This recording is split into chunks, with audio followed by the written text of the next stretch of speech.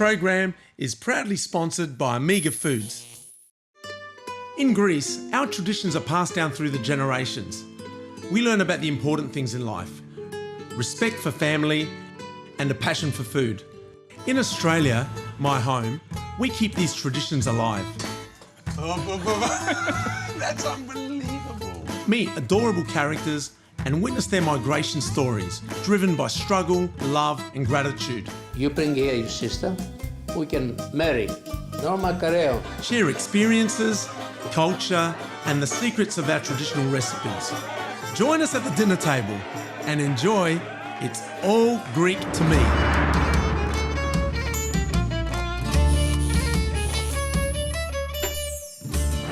You're probably wondering what I'm doing here at the crack of dawn. Well, in this next episode of It's All Greek to Me, we're going to meet Connie. Connie gets up at this time every day to cook for a whole family. So come on, let's go meet her. Connie is the matriarch of the Kutsuku family, and every day she gets up and heads into her backyard kitchen to prepare food for her whole family. It's something that she's been doing for many years, and I imagine will continue to do for many more. My parents are from the island of Imbros.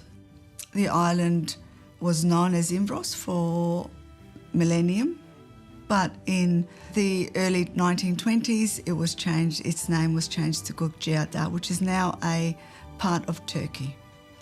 So my parents were born there, grew up there, and John and I were also born there, and we lived our early childhood years on that island.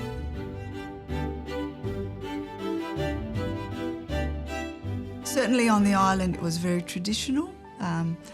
There was no electricity or running water, so in our house we didn't have those amenities.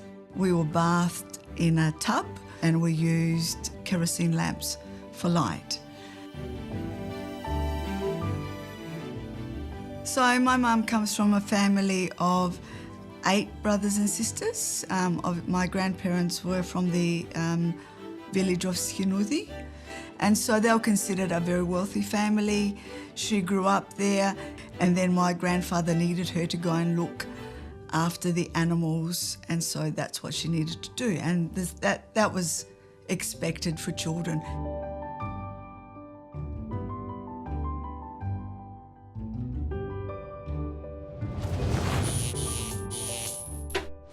Yes, bravo. Well, here she is, the matriarch of the family, Connie, and we're about to make the yemistar so that we can actually feed the family. She's going to show me how it's done. I'm going to learn from the master. So we've just put some onion in the pot there, and we're going to add some oil into that. So we're going to start caramelising it a little bit, get some flavours happening. So we're just preparing the tomato. So we just cut the tops off over here, and we use the pulp so we can do juice as well. Nothing goes to waste here. She's hollowed out the capsicums. Basically she cuts off the top and then hollows out any of the seeds and stuff. She's adding the rice to the onions. The fragrance is really starting to come through, so it's going to add flavour. She's adding a little bit of sugar and a little bit of salt as well. After the break, the finished yemistar and a look at Kim's abundant veggie garden.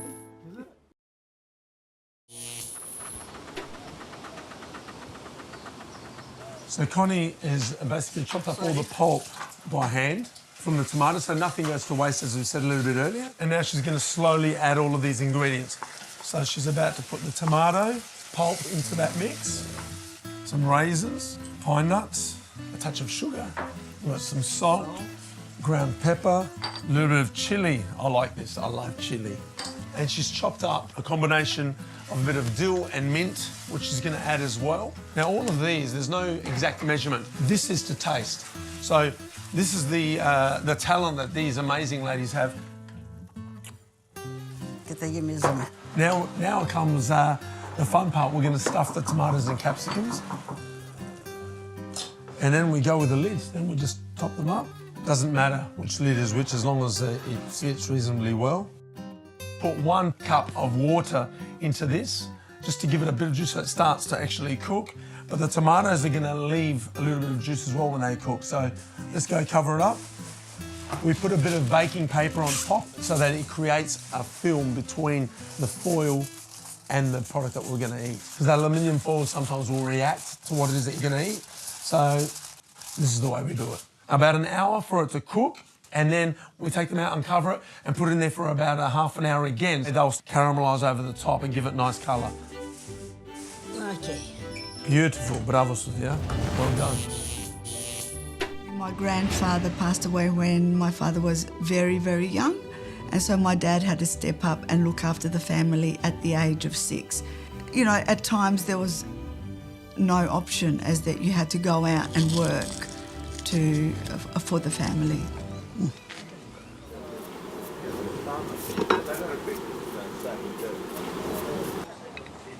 Most Greek homes have got a garden of some sort. Some are bigger than others. Now, this is Kim's and he's going to show us through. Hello, Theo. Thanks, Simon. Kim's garden has been his life's joy. Coming from an agricultural background, he's managed to create a small suburban farm. If you don't work hard, there's no prospering in life. My parents look at young people nowadays, they say, well, you know, you're lazy, or you're not this or you're that. But it's because they have a really strong work ethic, because for them it was the only way that you could sort of prosper. 35 years, the whole lot. It's refilled every year, so they're eating plenty of fresh produce straight from Kim's garden. Wow, you're beautiful. He's also got a zoo. He's got the goat, the bees, the cat. The gata.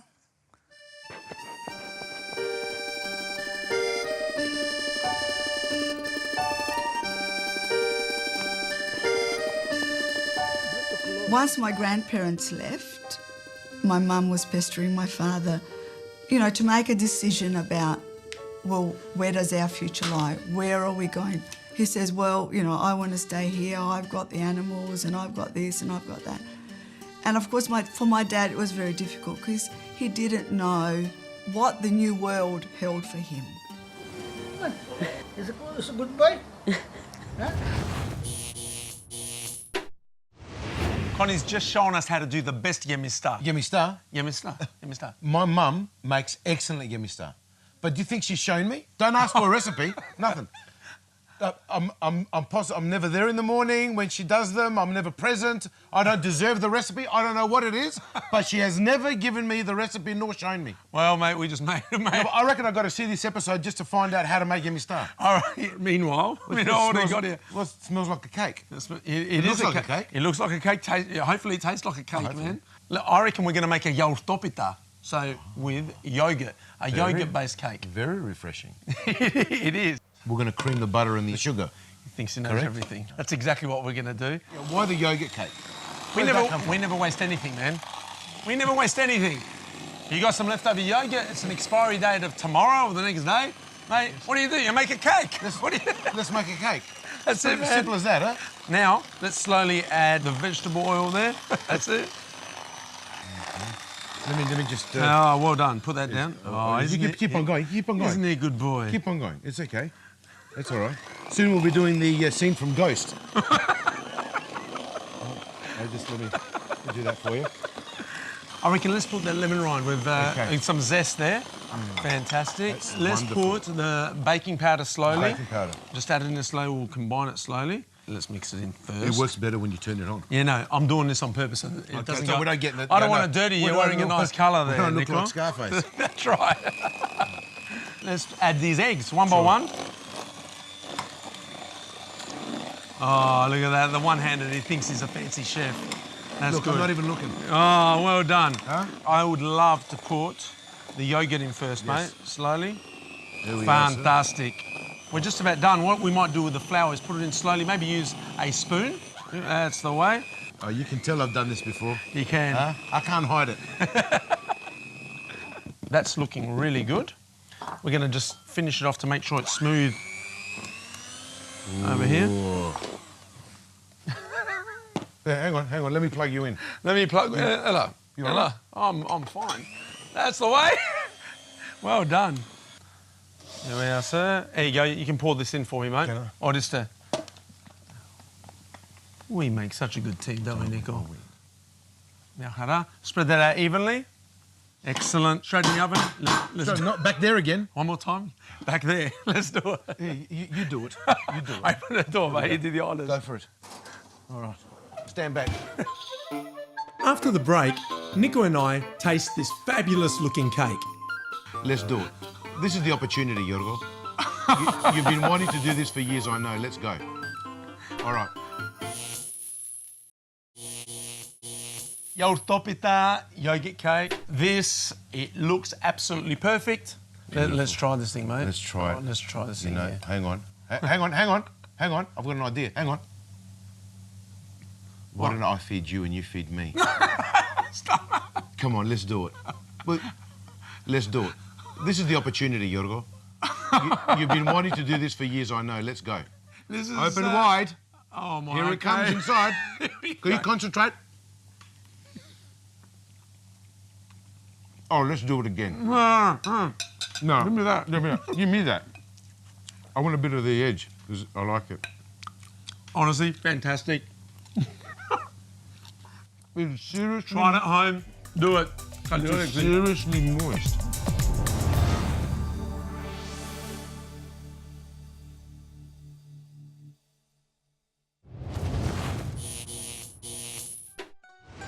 Very soon after World War II, brothers and sisters started to move from the island and go to other places of the world. Fortunately for our family and for us, we came to Australia, and then we boarded this huge liner that took 28 days to come to Australia. We came from a village with no electricity, no power. Then we arrived on this liner, and there was activities, different rooms, and there were ballrooms, and there was all this sort of stuff that we never had any idea, but my parents had even less. I remember when we crossed the equator, there was a big celebration on the boat. The crew wanted all the children to get involved in these celebrations, and they wanted us to wear bathers. Well, of course, we didn't have bathers. We didn't know what bathers were. We didn't even know what the equator was, why it was so significant. The other thing that was really interesting was that the ship was an Italian ship, and they served pasta or spaghetti, every day, and so no one would eat. So everybody was kind of very hungry, but they wouldn't eat the food because the food was very foreign. They were expecting us to eat spaghetti 3 times a day, and we thought, no, we're not doing that. And then one day they served chicken soup, and we thought we died and gone to heaven because it was just something that we could relate to and something that we cooked ourselves.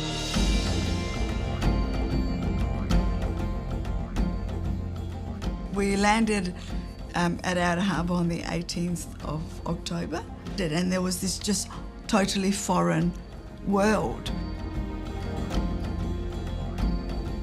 And we'd flick a switch and there'd be light, and we'd go to the toilet and it'd be a shower, and all of that was just, extraordinary for John and myself and my parents. Television was something that, of course, we'd never experienced.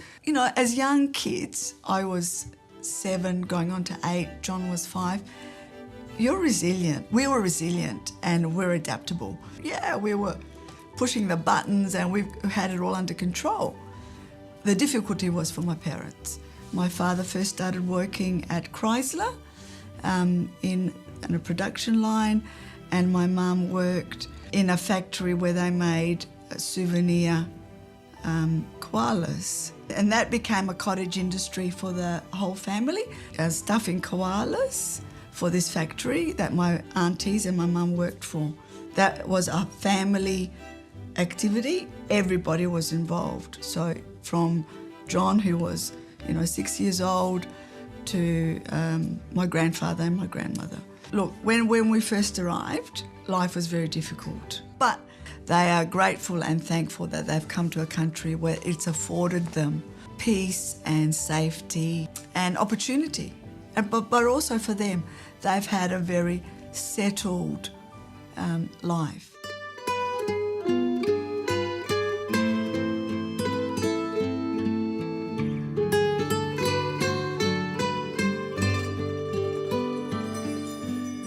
we're prepared to get me start. In a Greek household, you can't go with one main meal. Connie said to me, look, that's not enough, so we're gonna have to whip up something quick. That something quick is a traditional pita that she does. She's got all of her ingredients here. She's peeled the pumpkin, chopped it up, softening it all up so that she can mash it, old school. This is what she's got on the side here. Τι είναι αυτό εδώ? Αυτό είναι όποιος δεν είναι καλό παιδί θα φάει. She said if I'm not a good boy, I'm going to cop it a bit later on. I have a hint that that's actually for the rolling of the pita. Going to add a bit of rice. Pepper. Some honey. Really? This is her honey. This is her honey. Are you sure it's honey? Boiling honey. A boiling honey. Oh! Adesso βάλαμε σε κανένα σουράκι να πιούμε λίγο. Είναι honey, seriously? It is too. So you could almost, look at how runny that is. They've boiled, look at that. See? Look at that. That would actually be really good for you as well. Yeah, try it. That would be, she said try it. I can't say no, she's got the stick. Of course. That's actually really, really very good, far out. Βάλε tomati once again, no measurements. She's just going to put a bit of honey in here to give it a little bit of sweetness. That's it. That is unbelievable. Don't go away. We finish this fantastic recipe after the break.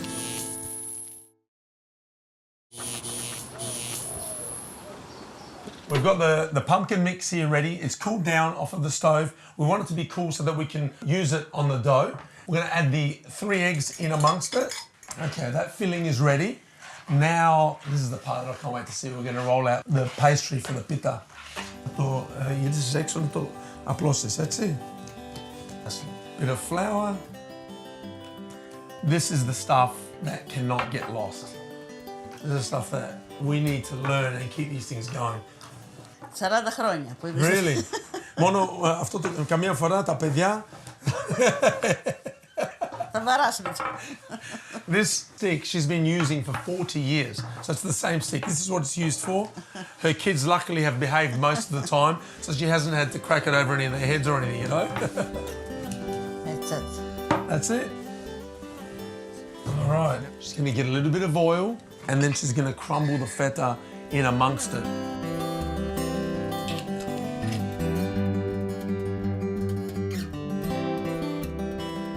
They've lived in this house for 35 years, very soon after they migrated here to Australia. And this outdoor kitchen, which is their second kitchen, is one of the first things they built. Imagine the amount of meals that have been produced in this kitchen here. Now she's spreading the mixture evenly across this, which is going to give it a beautiful balance. Looks like a big pizza base. So just crumble cheese. Εδώ είδαμε και στο αλάτι πώς είναι, αλλά τέλος πάντων. She's worried about the salt content, but I'm sure it'll be fine. If anybody complains, I'll have their piece, no problems. That's it. Beautiful. Now, oh. So she's cutting little strips and then rolling it in a technique. And she's going to go, θα πας κατά έξω, έτσι. I said wait and see. Hey, I've got to learn patience here. So we're putting the little bits of oil on the edge, purely so that one layer doesn't stick to the other. So cuts a strip, folds it in on top of each other. So we keep doing this process until the tray fills up. And then we're going to put it in the oven and cook it at 175 degrees and be guided by the colour. So it'll probably take about 40 minutes or so, and then we sit back and enjoy.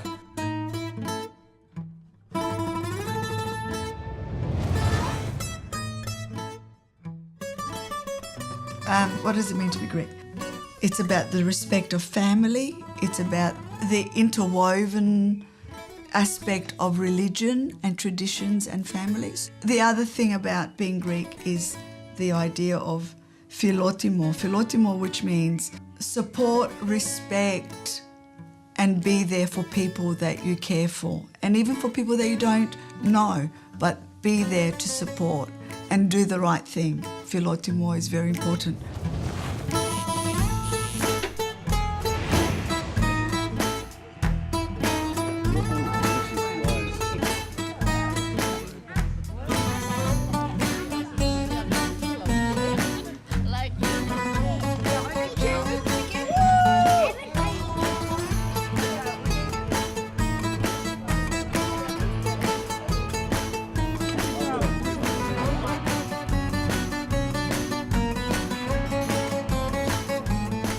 it's all Greek to me, we've heard a number of different beautiful migrant stories. Some have been really happy and some have been very tragic. The reality is, this beautiful country has given all these migrant families an opportunity to do what we do best: live, be proud, and keep our traditions alive while being proud Australians. Here's to the health and happiness of all of us. Stini Yamas. All ingredients in today's episode can be found at Omega Foods and major supermarkets.